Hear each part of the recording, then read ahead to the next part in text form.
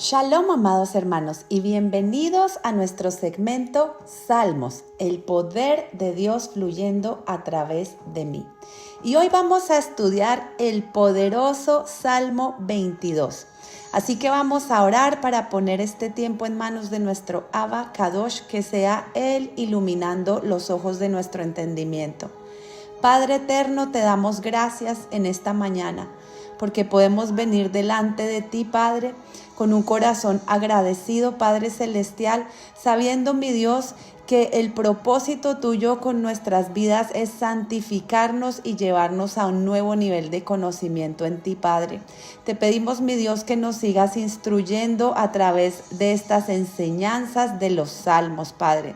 Te pedimos, mi Dios, que cada día nos levantes como esos intercesores, como esos guerreros poderosos, Padre Celestial, que podamos traer tu luz a este mundo a través de recitar y estudiar los salmos que hay en tu palabra, Padre. Gracias te doy y ponemos este tiempo en tus manos, Padre Celestial, pidiéndote que alinees nuestra mente y nuestro corazón para recibir lo que tienes hoy para cada uno de nosotros. En el poderoso nombre de Yeshua HaMashiach hemos orado. Amén y amén.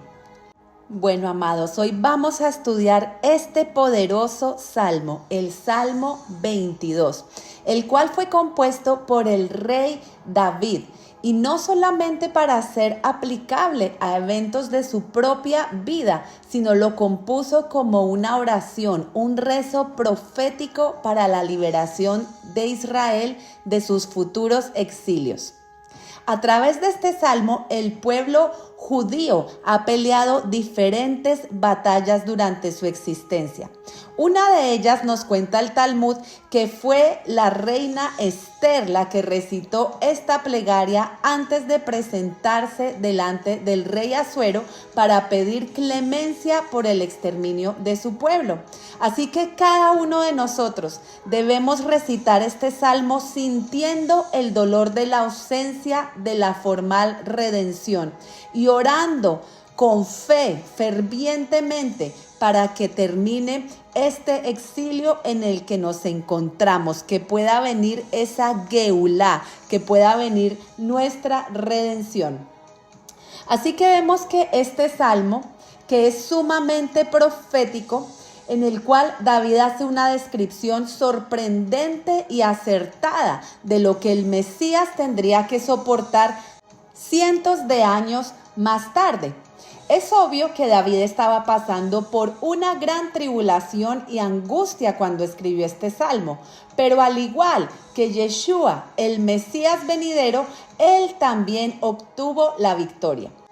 Recordemos que cuando nuestro Mesías Yeshua estaba colgado en el madero, llevando la carga de nuestras transgresiones, citó el primer versículo de este salmo. ¿Qué dijo él? Dijo: Dios mío, ¿por qué me has desamparado?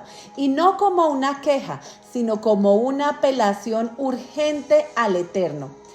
Este salmo se divide en dos partes. Del versículo 1 al 21 nos describe la humillación y el sufrimiento que tuvo que pasar nuestro Adón Yeshua a causa de nuestro pecado. Y la segunda parte, el verso 22 al 31, anuncian la gran victoria y exaltación del Mesías. Así que entremos en este maravilloso estudio del Salmo 22. Este salmo comienza: un grito de angustia y un canto de alabanza al músico principal sobre Ajelet Zahar, Salmo de David. Vamos a parar aquí un momento para ver qué quiere decir Ajelet Zahar. Hay diferentes comentarios. Algunos dicen que era un instrumento musical, pero también con base en algunos comentarios rabínicos se hace referencia a que este quiere decir la estrella de la mañana. Y la estrella de la mañana es la primera que se ve y aparece cuando la noche termina. En el momento de mayor oscuridad de la noche sale esta estrella de la mañana. Y esta estrella de la mañana es la que marca el final de la oscuridad de la noche y el inicio de la mañana. Así que en la Biblia se hace referencia como la estrella de la mañana al Mesías, al hijo de David, que ha de aparecer para terminar toda la oscuridad que hemos vivido a causa del exilio de Israel.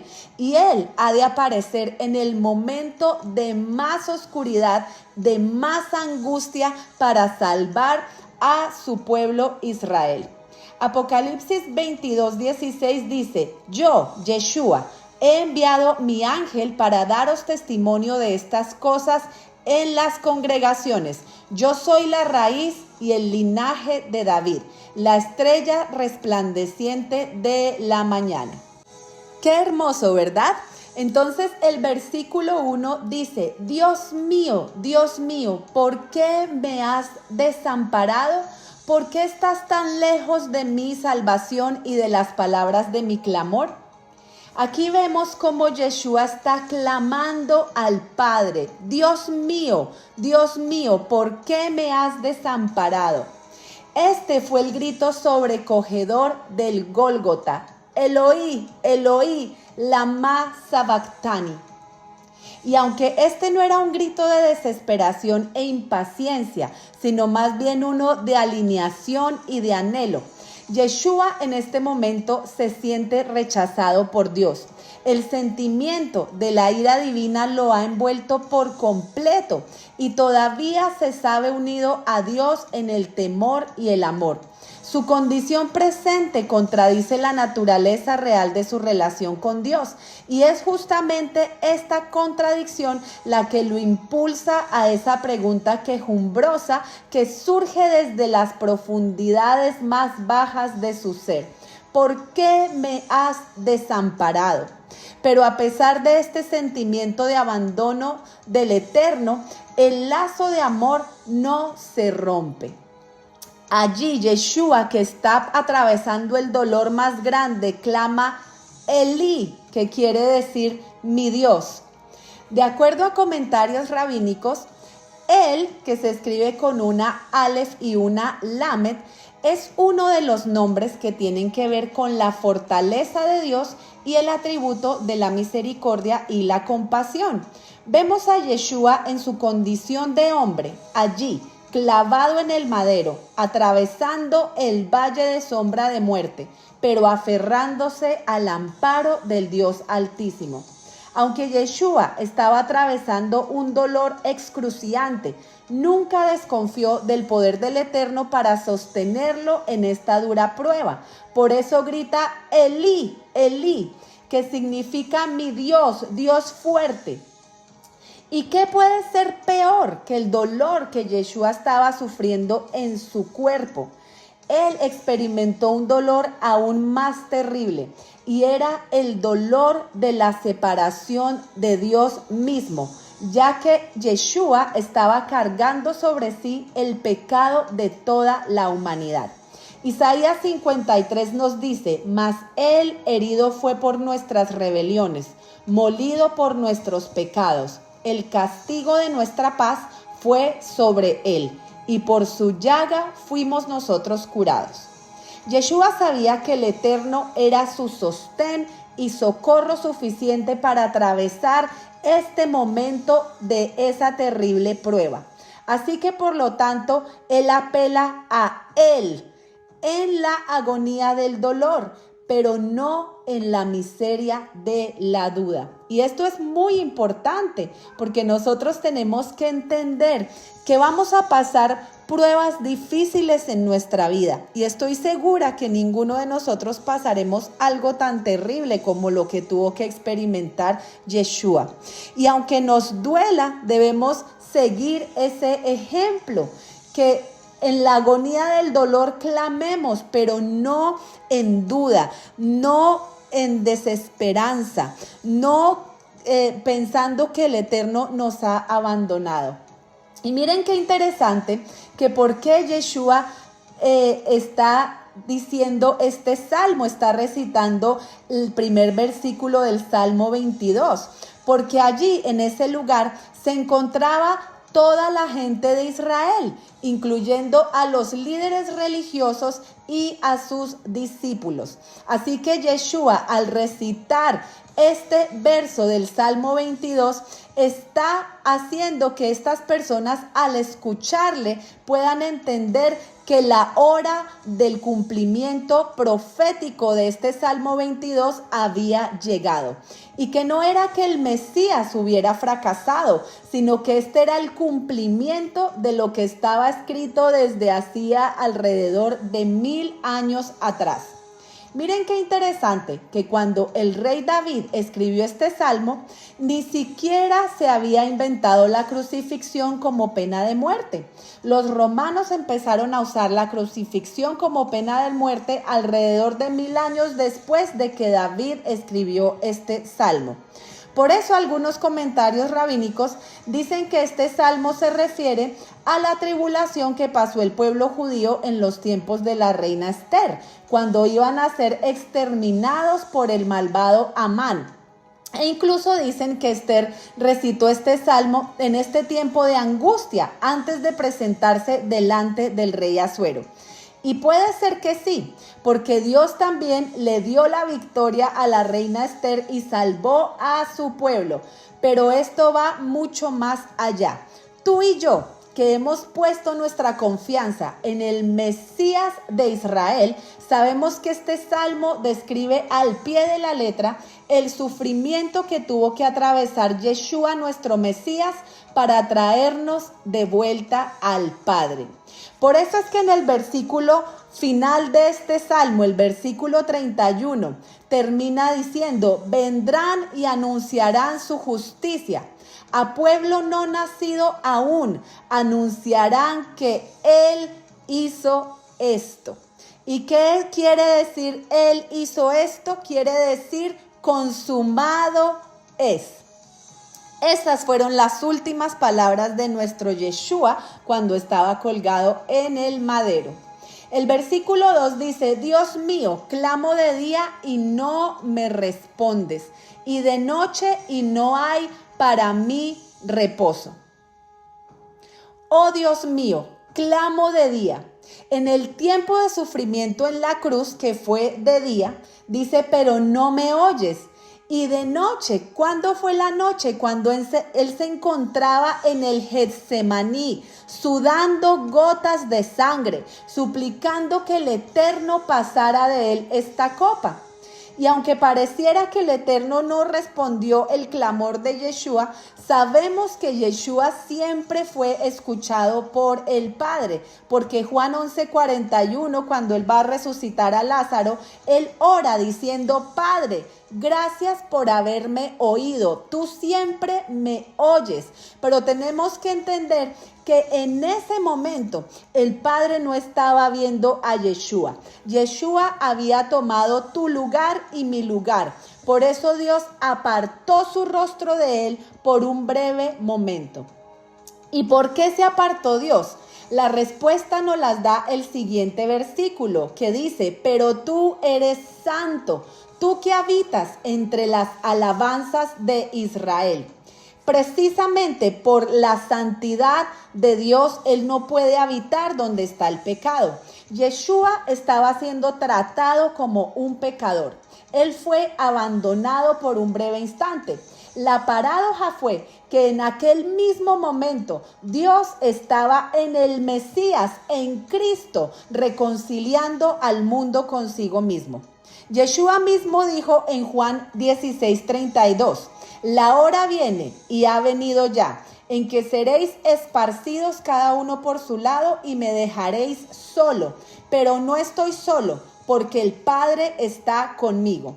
Así que podemos ver cómo el Padre estaba con él cuando se encontraba en la prisión. El Padre estaba con él cuando él estaba siendo azotado. El Padre estaba con él cuando le clavaron en el madero. Pero en esas últimas 3 horas, Él presentó su alma como ofrenda por el pecado y el Padre quiso quebrantarlo y hacerlo sufrir, como lo profetizó Isaías en el capítulo 53:10. Este versículo nos enseña que nosotros no podemos juzgar lo que Dios es por las aflicciones que podamos estar pasando. Muchas veces esas aflicciones han venido a nuestra vida a causa de la desobediencia, pero sabemos que el Eterno es santo y es soberano, y Él está muy por encima de cualquier situación que podamos estar atravesando. Dios sigue siendo Dios en nuestros momentos de angustia. Él sigue siendo Dios cuando nos encontremos pasando por alguna enfermedad. Él sigue siendo Dios en nuestros momentos de aflicción. Por eso debemos aprender a confiar y a esperar en Él. Y miren que luego este mismo versículo nos dice que Él habita en las alabanzas de Israel. Israel está llamado a alabar a Dios y agradecer a Dios en todo momento, en cualquier circunstancia que nos podamos encontrar.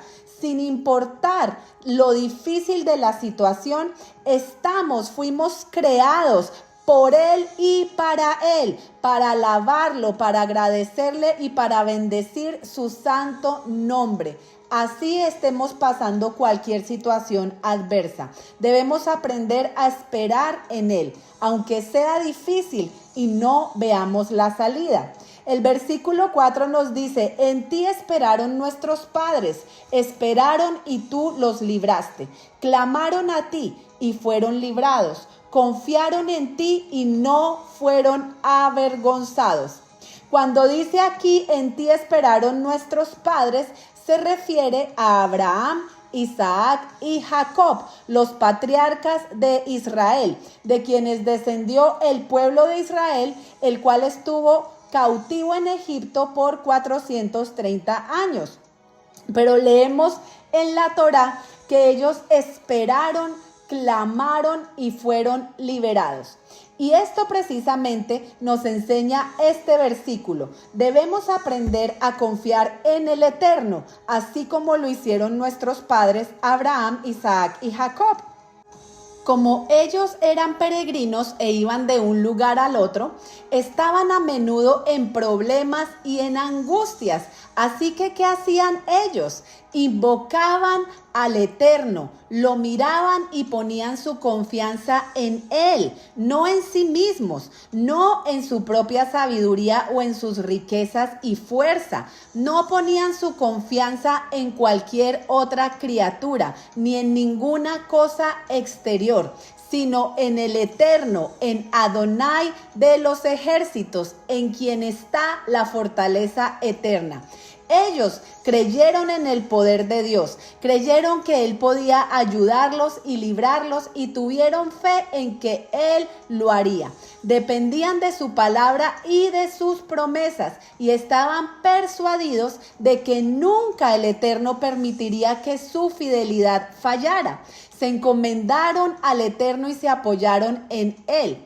Y hoy mismo el Eterno nos está haciendo esa invitación a cada uno de nosotros, que nosotros también aprendamos a confiar en Él, a poner nuestra confianza en Él, a confiar en que Él tiene cuidado de nosotros. ¿Y cómo podemos nosotros desarrollar esa misma confianza que tuvieron los patriarcas?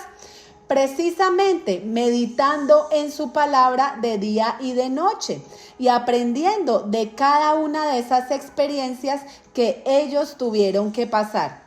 La palabra nos dice que Dios no cambia, así que el mismo Dios que les ayudó a los patriarcas en aquel entonces es el mismo que nos ayudará hoy a superar todas las pruebas que se nos presenten. También es el mismo que nos ayudará mañana. El Eterno no deja a sus hijos en vergüenza. El versículo 6 dice: mas yo soy gusano y no hombre, oprobio de los hombres y despreciado del pueblo. Esa palabra gusano en el original hebreo es la palabra tolaat. Y es un gusano rojo que se usa para teñir las ropas de color carmesí escarlata. Esta palabra literalmente significa escarlata y de este gusano se sacaba la tinta escarlata para las telas. También este es el Coccus ilicis, que es un insecto con un comportamiento biológico muy interesante. Miren qué hermosa analogía vemos aquí con nuestro Yeshua. Cuando la hembra de este gusano es fecundada, se dirige a un tronco, a un madero, y adhiere firmemente su cuerpo al madero, donde pone los huevos y comienza a secretar una sustancia carmesí o escarlata. Al secretar este fluido que baña literalmente a sus crías, permite que éstas vivan, pero el gusano perece en el proceso. El gusano muere manando su savia vital roja para dar vida a sus hijos. De esa forma se alimentan del cuerpo de su mamá, quien los ha cubierto para protegerlos. Así que ella literalmente se va disminuyendo y sirviendo de alimento para dar vida. Ahora podemos entender a qué se refería Yeshua cuando dijo: porque mi carne es verdadera comida y mi sangre es verdadera bebida. El que come mi carne y bebe mi sangre vive unido a mí y yo vivo unido a él. Así como este gusano para reproducirse literalmente tiene que morir, Yeshua para reproducirse y para que de allí surgieran muchos hijos como nosotros, tuvo que morir, tuvo que explotar de amor y entregar su vida por nosotros. Por eso en Juan 12:24 nos dice: en verdad os digo, que si el grano de trigo no cae en tierra y muere, se queda solo, pero si muere, produce mucho fruto. Qué poderoso, ¿verdad? Qué hermosa analogía.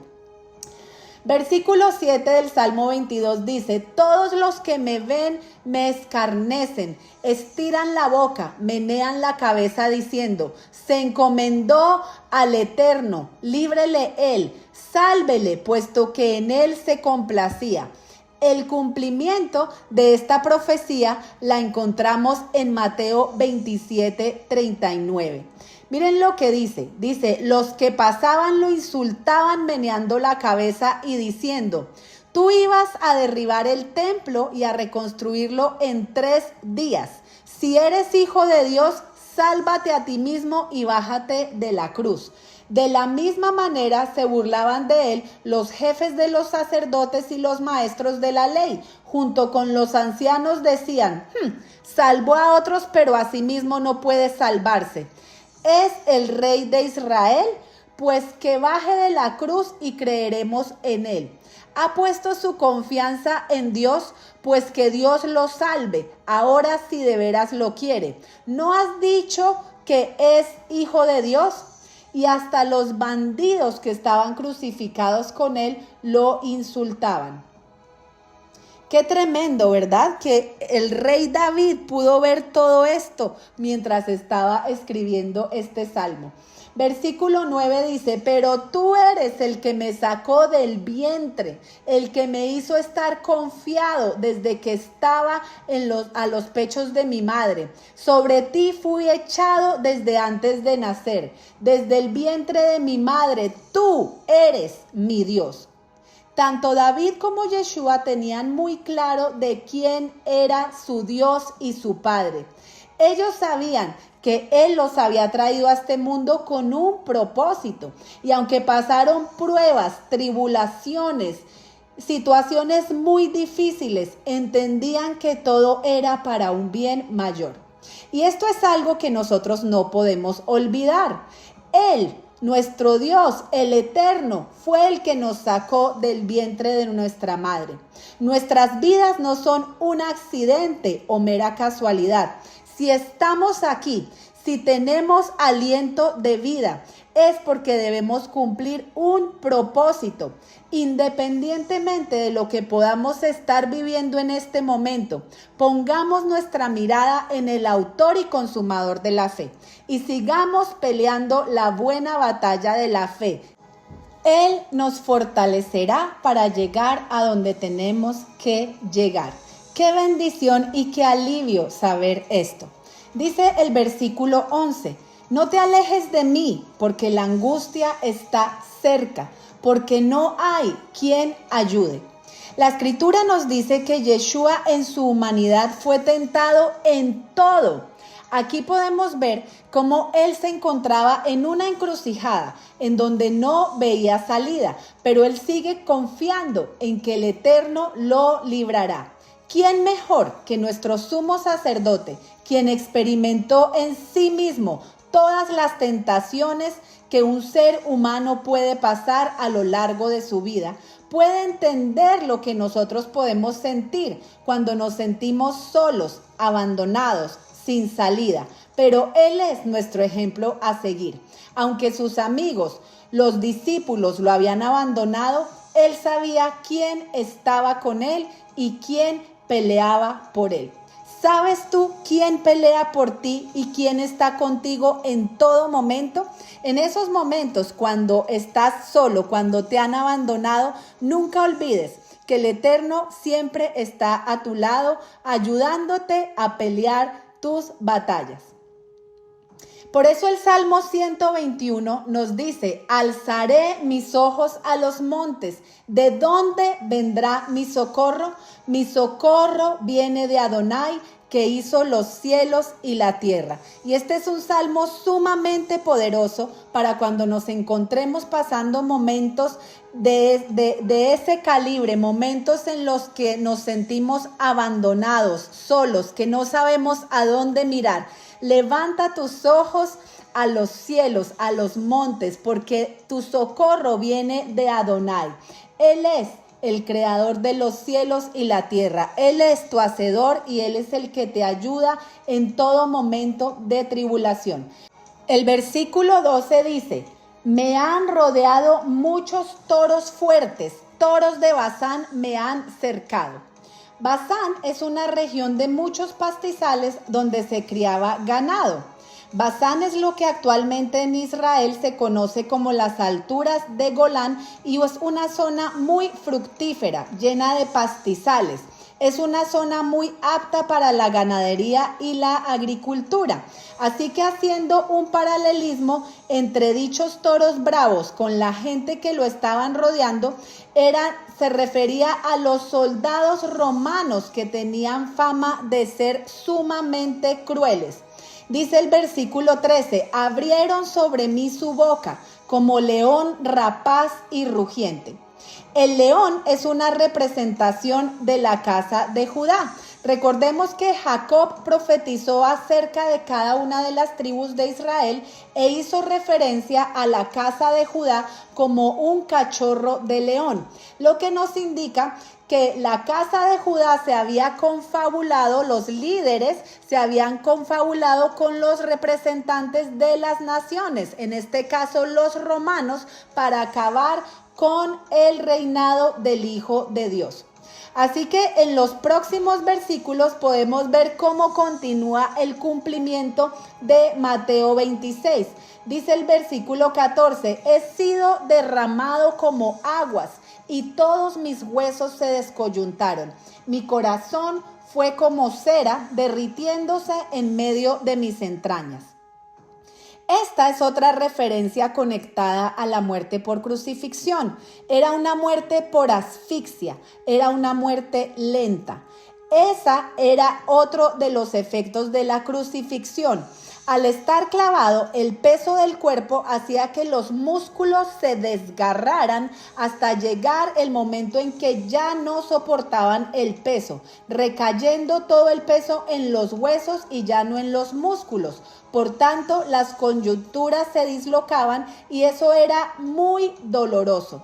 Dice, mi corazón fue como cera derritiéndose en medio de mis entrañas.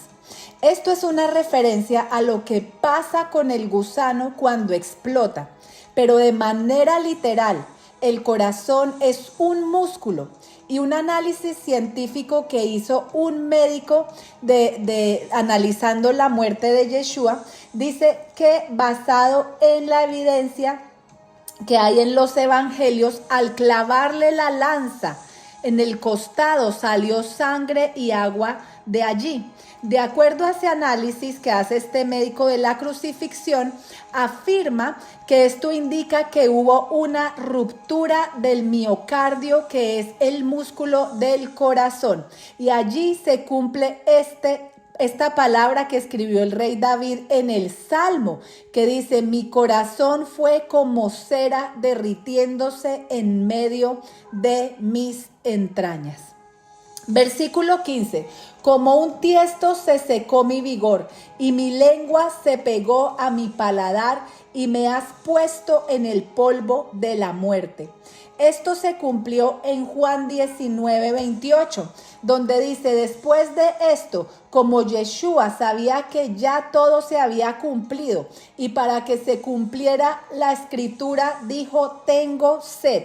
Había allí un jarro lleno de vino agrio. Empaparon una esponja en el vino, la ataron a una rama de hisopo y se la acercaron a la boca.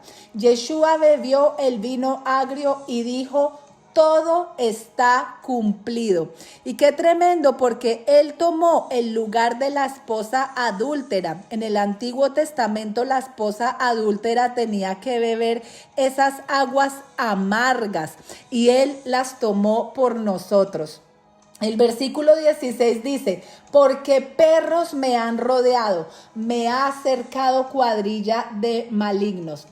La palabra perro en el original es la palabra goí en el original hebreo. Por eso Yeshua le dice a la mujer cananea: no me es lícito darle el pan de los hijos a los perrillos, ¿verdad? Entonces esta es una palabra que ha sido transliterada del hebreo y significa literalmente nación, haciendo referencia a los gentiles, que son todas las personas que no forman parte del pueblo judío. La palabra goyim se empezó a utilizar para referirse a los gentiles extranjeros. Y sabemos por qué Yeshua compara a estos goyim con perros, porque las naciones se comportan como perros. ¿Cómo se comportan los perros? Por instintos, por emociones. Perros es una manera prerrogativa de llamarle a los seres humanos que no se guían por la inspiración divina, que se guían simplemente por sus deseos, por su carne, ¿verdad? Por las emociones que sienten, pero no se guían por los mandamientos del Eterno. Por esta razón son comparados como los perros, porque se guían simplemente por sus instintos. Luego dice: horadaron mis manos y mis pies. La etimología de horadar tiene que ver con traspasar. Sabemos que dice varias profecías en el Antiguo Testamento que cuando Yeshua regrese, dice aquí, Zacarías 13:6, y le preguntarán: ¿qué heridas son estas en tus manos? Y él responderá: con ellas fui herido en casa de mis amigos. Y también hay una profecía muy hermosa en Zacarías 12:10, que dice: llenaré de espíritu de bondad y oración a los descendientes de David y a los habitantes de Jerusalén. Entonces mirarán a mí, al que traspasaron, y harán duelo y llorarán por él como por la muerte del hijo único o del hijo mayor. ¡Wow! ¡Qué hermoso ver cómo toda la escritura se conecta, cómo cada palabra que el Eterno habló es fiel y hemos visto su cumplimiento, ¿verdad? El versículo 17 dice: contar puedo todos mis huesos, entre tanto ellos me miran y me observan. El cumplimiento de esto se encuentra en Juan 19:32. Miren, dice, los soldados fueron entonces y le quebraron las piernas al primero y también al otro que estaba crucificado junto a Yeshua. Pero al acercarse a Yeshua vieron que ya estaba muerto, por eso no le quebraron las piernas. Sin embargo, uno de los soldados le atravesó el costado con una lanza y al momento salió sangre y agua. El que cuenta esto es uno que lo vio y dice la verdad. Él sabe que dice la verdad para que ustedes también crean, porque estas cosas sucedieron para que se cumpliera la escritura que dice, no le quebrarán ningún hueso. Y en otra parte de la escritura dice, mirarán al que traspasaron. ¡Wow! ¡Qué belleza! Versículo 18, repartieron entre sí mis vestidos y sobre mi ropa echaron suertes. Todo esto vimos que tuvo que pasar Yeshua HaMashiach en ese padecimiento, en ese sufrimiento en el madero. En Juan 19:23 nos dice, después que los soldados crucificaron a Yeshua, recogieron su ropa y la repartieron en 4 partes, una para cada soldado. Tomaron también la túnica, pero como era sin costura tejida de arriba abajo de una sola pieza, los soldados se dijeron unos a otros, no la rompamos, sino echémosla a suertes a ver a quién le toca. Así se cumplió la escritura que dice, se repartieron entre sí mis vestidos y sobre mi ropa echaron suertes. ¡Wow! Versículo 19, mas tú, Adonai, no te alejes, fortaleza mía, apresúrate a socorrerme.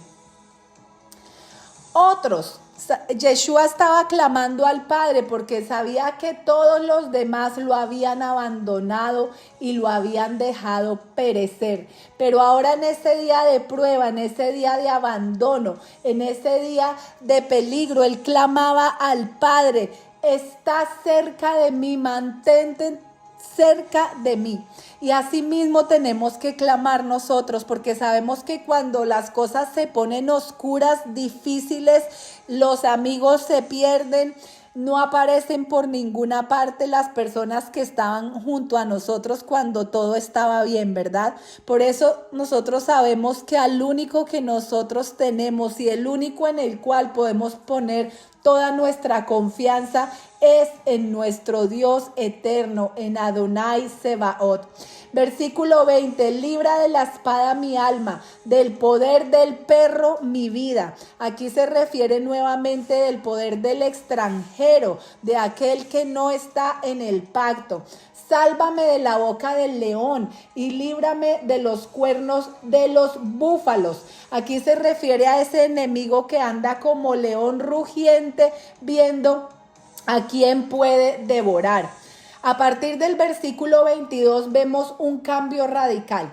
Hasta aquí hemos visto al Mesías Ben Yosef, el Mesías hijo de José, al Mesías sufriente y todos sus padecimientos que tuvo que pasar para traer de regreso a las ovejas perdidas de la casa de Israel, para traerte de regreso a ti y a mí a casa del Padre, para introducirnos de nuevo en ese pacto, para que ya no andemos en tinieblas, para que ya no andemos en pecado. Así que ahora del versículo 22 en adelante se manifiesta el rey Mesías, Yeshua ben David, y esto está a punto de cumplirse, ¿verdad? Ya estamos en el cumplimiento de esta profecía. Versículo 22 dice, anunciaré tu nombre a mis hermanos, en medio de la congregación te alabaré.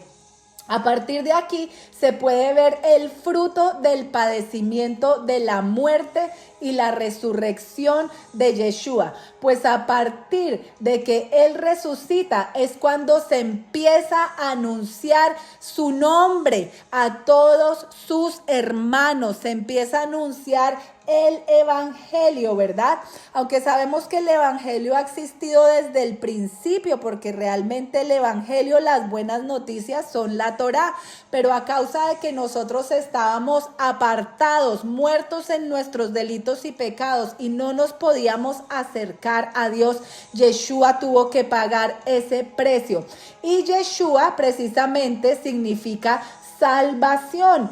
Significa auxilio, victoria, prosperidad, liberación, salvador, triunfo. Así que una vez que Él resucita, empezamos a anunciar la salvación a sus hermanos, refiriéndose a la casa de Israel, a esas ovejas que se habían perdido, que estaban exiliadas.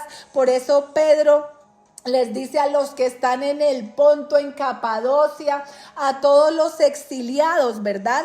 Porque ellos están proclamándoles, hey, ustedes les habían dado carta de divorcio, pero ya a través de ese sacrificio les anuncio el nombre de Yeshua, que a través de Él hay salvación, que no hay otro nombre dado a los hombres bajo el cielo en el cual podamos ser salvos. Así que qué hermoso, porque aquí el versículo 23 del Salmo 22 continúa diciendo: los que teméis a Adonai, alabadle, glorificadle, descendencia toda de Jacob, y temedle vosotros, descendencia toda de Israel. Esto tiene que ver con la semilla de Israel, que está dispersa en todas las naciones, y como resultado de este sacrificio, toda la descendencia de Israel va a glorificar y va a agradecer y a temer al Dios poderoso de Israel. Toda la descendencia de Israel, la casa de Judá y la casa de Israel, para que se cumpla esa profecía en Ezequiel 37, donde dice que de los dos pueblos Él hará un solo pueblo y seremos un pueblo bajo nuestro Dios. ¡Qué maravilloso! Versículo 24, porque no menospreció ni abominó la aflicción del afligido, ni de él escondió su rostro, sino que cuando clamó a él le oyó. De ti será mi alabanza en la gran congregación, mis votos pagaré delante de los que le temen. En el Salmo 16:10 leemos: pues tú no abandonarás mi alma en el Seol, ni permitirás que tu santo vea corrupción. Gracias a la contundente resurrección del Mesías, nosotros podemos disfrutar de todas estas promesas, de estas promesas que vienen aquí a partir del versículo 26. Así que ustedes, los que han creído, los que han puesto su confianza en Yeshua HaMashiach, los que lo han proclamado como el Mesías poderoso de Israel, miren lo que les dice el Eterno aquí a partir del versículo 26. Comerán los humildes y serán saciados. Alabarán a Adonai los que le buscan. Vivirá vuestro corazón para siempre. Se acordarán y se volverán a Adonai todos los confines de la tierra, y todas las semillas de las naciones adorarán delante de ti. Y aquí vemos que se cumple esa profecía que le dio el Eterno a Abraham cuando le dijo: en tu simiente serán benditas todas las naciones de la tierra. Versículo 28, porque de Adonai es el reino y él regirá las naciones. ¿Y qué nos dice Apocalipsis 12:5? Dice: y ella dio a luz un hijo varón que ha de regir a todas las naciones con vara de hierro, y su hijo fue arrebatado hasta Dios y hasta su trono. ¿Quién es ese hijo? Yeshua, ¿verdad?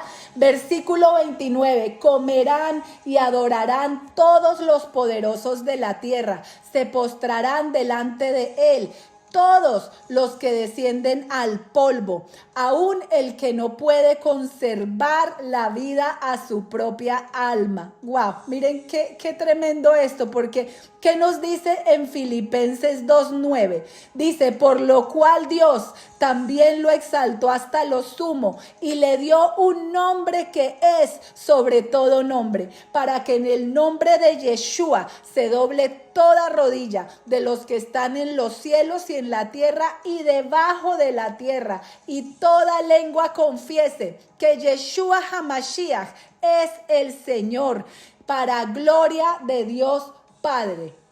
Versículo 30, la posteridad le servirá. Esto será contado de Adonai hasta la postrera generación. Y miren qué impresionante, porque han pasado más de 2000 años y aún el mensaje de la cruz sigue siendo proclamado por todas las naciones.